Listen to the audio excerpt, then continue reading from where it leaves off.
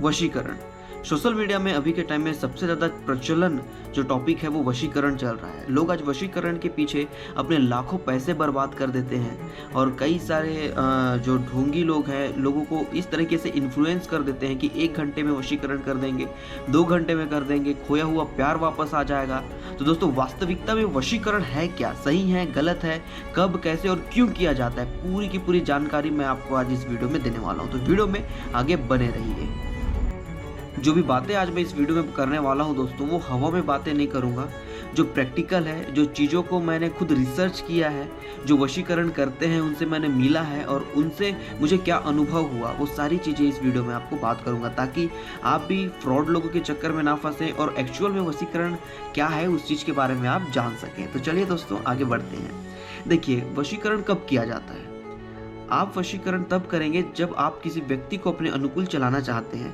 आप चाहते हैं कि वो व्यक्ति आपके वश में रहे, आप जो बोले वो करे।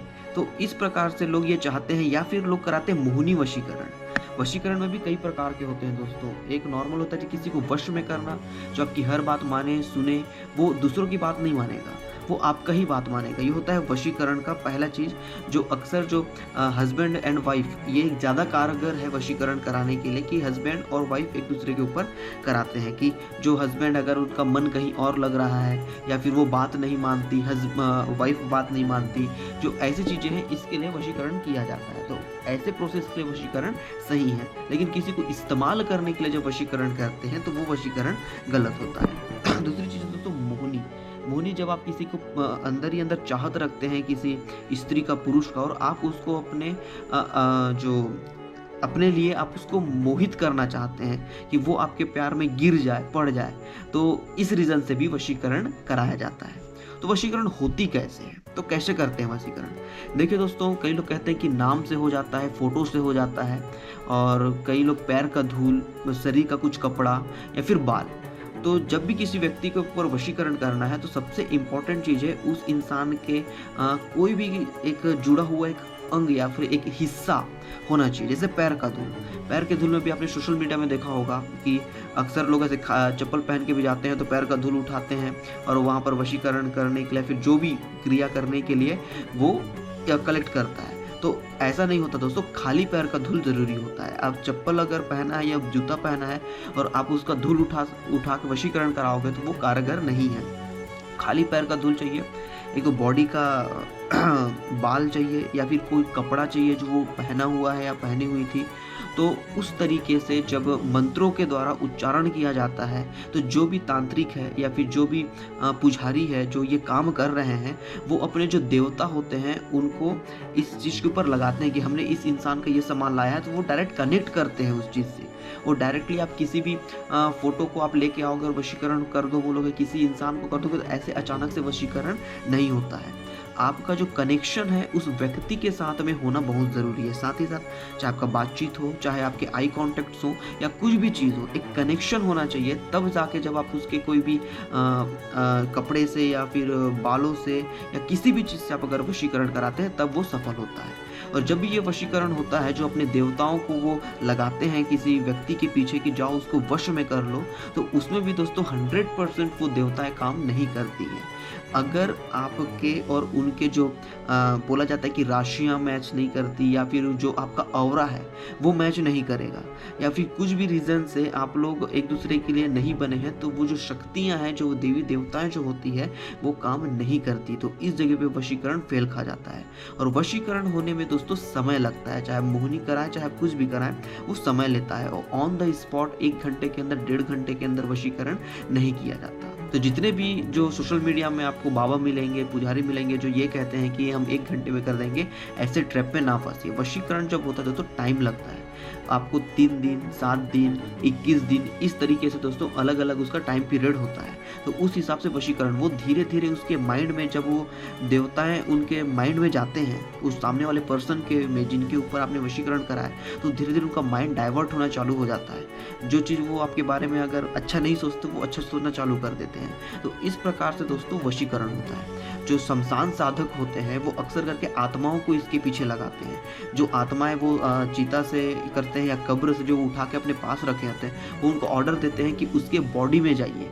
और उसके बॉडी में जाके उसको मोहित करो। तो उस प्रकार से जो शमशान साधक होते हैं स्पेशली आत्माओं के द्वारा इस चीज़ों को करते हैं। आत्मा उस सामने वाले व्यक्ति के अंदर जाती है, फिर जो आपकी मंशा रहती है, जो आप करवाना चाहते हैं, वो आत्मा उनको करवाती है और धीरे धीरे धीरे धीरे करके जब वो आपके ऊपर कंप्लीट मोहित हो जाएंगे या वश में आ जाएंगे, फिर वो आत्मा धीरे से उनके बॉडी से निकल जाती है।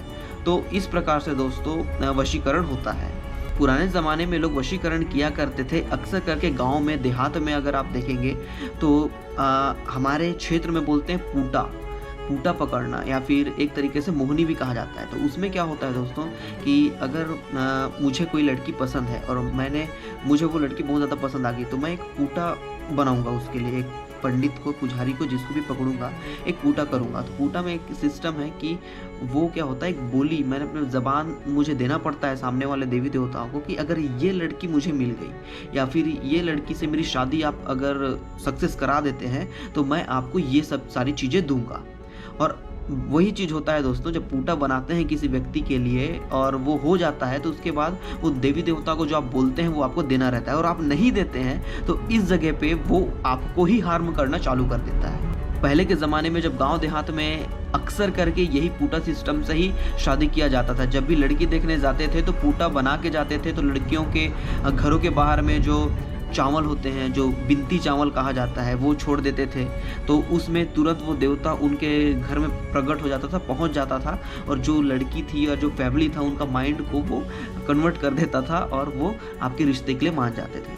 लेकिन कई सारे लोग होते थे दोस्तों, वो जब आने के बाद या फिर सक्सेस होने के बाद वो उस चीज़ को देते नहीं थे, उस देवी देवता की जो इच्छा जो उन्होंने बोला था वो देते नहीं थे। तो फिर बाद में ही उनको बच्चे में प्रॉब्लम या फिर महिला में प्रॉब्लम या पारिवारिक प्रॉब्लम या फिर लगातार ख़त्म हो जाना, यानी कि डेथ हो जाना, ऐसी ऐसी सिस्टम्स होती हैं।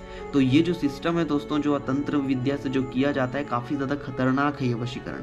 अगर आप अच्छे काम के लिए करते हैं, अगर आप अपने वाइफ के लिए, हस्बैंड के लिए करते हैं, वो ज़्यादा बेटर है। अगर आपका हस्बैंड कहीं और मैरिटल अफेयर में जा रहा है या फिर कहीं और इंटरेस्टेड आपकी वाइफ है, तो उस बेस पे आप कर सकते हैं। आपके जो छोटे बच्चे हो आपकी बात नहीं मानते, तो आप उस बेस पे अपने बच्चों के ऊपर वशीकरण करा सकते हैं। तो ये एक पॉजिटिव चीज़ के ऊपर करा सकते हैं, लेकिन अक्सर अभी के टाइम में आप देखें कि नेगेटिव चीज़ों के ऊपर ज़्यादा कराया जा रहा है, जो कि गलत है। जब भी आप वशीकरण कराते हैं तो एक चीज़ याद रखिएगा कि इसका साइड इफ़ेक्ट भी होता है। ऐसा नहीं है कि हमेशा ही अच्छा रहेगा, कभी ना कभी आगे चल के आपको इस चीज़ का जो प्रॉब्लम है उसको झेलना पड़ेगा। और एक चीज़ है जो लड़कियों के ऊपर या फिर लड़कों के ऊपर वशीकरण कराते हैं शादी करने के लिए। तो देखिए दोस्तों, शादी जो है, जो रिश्ता है, वो ऊपर वाला का जोड़ा हुआ है। आप ज़बरदस्ती किसी को अगर आप ऐसे तंत्र विद्या से आप किसी को अपना रहे हैं तो वो आपका परफेक्ट जोड़ी नहीं है। आगे चल के आपको प्रॉब्लम होगा ही, क्योंकि आपके लिए वो नहीं बना, वो आपके लिए नहीं बना। आपने खुदा की मर्जी से शादी नहीं कर रही है, आप कर रहे हैं तो अपने मर्जी से कर रहे हैं। जहाँ अपने मर्जी से आप शादी करेंगे तो कहीं ना कहीं आपके शादी में भी रुकावटें आएगी ही। तो इस चीज़ को याद रखिए, जब भी आप वशीकरण कर रहे हैं पॉजिटिव चीज़ के लिए कीजिए, अच्छे चीज़ के लिए कीजिए, लेकिन इसका भी साइड इफेक्ट आगे आपको झेलना पड़ेगा ही दोस्तों। तो ये चीज़ों को ध्यान रखिए। तो वशीकरण ये मेरा अनुभव था जो मैंने पुजारियों से, तांत्रिकों से पूछा और उन्होंने मुझे बताया। और एक सवाल था कि फ़ोटो से वशीकरण भी होता है। जब फ़ोटो के ऊपर नींबू काटा जाता है और मंत्र के द्वारा जब उनके देवता को उठाया जाता है, तब जाके वो परफेक्ट उस नाम से, उस फोटो से वो व्यक्ति के पास पहुंचते हैं और उनको जो काम आपने दिया है वो काम वो करते हैं। लेकिन उसके बाद भी आपको उनको कुछ देना रहता है, और आप नहीं देते तो वो सारा का सारा काम वो गड़बड़ कर देते हैं, और जितना आपको देना रहता है उससे कई ज़्यादा खामियाजा आपको भुगतना पड़ जाता है। तो वशीकरण के चक्कर में आप ना ही पढ़े तो अच्छा है, और पढ़ते भी हैं तो अच्छे चीज़ के लिए यूज़ करें। वशीकरण जो विद्या है अच्छी चीज़ के लिए बनाएंगे, सभी चीज़ अच्छी चीज़ के लिए बनाई गई थी दोस्तों। लेकिन हमारा जो इंसान है, जो हमारा जो मेंटलिटी है, जो हमारा समाज है, उसके अंदर को जो माइंड होता है कभी सही नहीं होता, वो गलत चीज़ें ढूंढ ही लेता है। तो गलत चीज़ों के चक्कर में ना पड़े, अच्छी चीज़ है वशीकरण। और हाँ, एक चीज़ है कि जो जितने बाबा है ना, इनके चक्कर मत पड़ो कि 1 घंटे वशीकरण होगा, 2 घंटे में कभी नहीं होता, बहुत ज़्यादा पैसा ले लेते हैं। फ़ोटो से भी वशीकरण वो दूर में बैठ के नहीं कर सकते दोस्तों, वो दूर में बैठ के नहीं कर सकते हैं, इस चीज़ को भी याद रखिएगा। तो सतर्क रहिए। और आपको ये वीडियो कैसा लगा हमें कमेंट सेक्शन में बताइएगा। अच्छे अच्छे टॉपिक्स मैंने बनाए हैं। मैं अच्छा एडिटर नहीं हूँ, अभी मैं बोलने सीख रहा हूँ, तो अगर आपको लगता है कि बोलता अच्छा नहीं है या फिर कुछ ऐसा नहीं है तो सॉरी, मैं टॉपिक्स इधर उधर कभी भी जंप कर देता हूँ। तो कोशिश कर रहा हूँ, सीखूँगा। अब बाकी वीडियोज़ को देखिए, मैंने अच्छे टॉपिक्स के ऊपर बनाए हैं। तो आज के लिए इतना ही दोस्तों, आगे भी अच्छे-अच्छे टॉपिक्स में आएँगे वीडियो, तो चैनल को सब्सक्राइब करना ना भूलिएगा।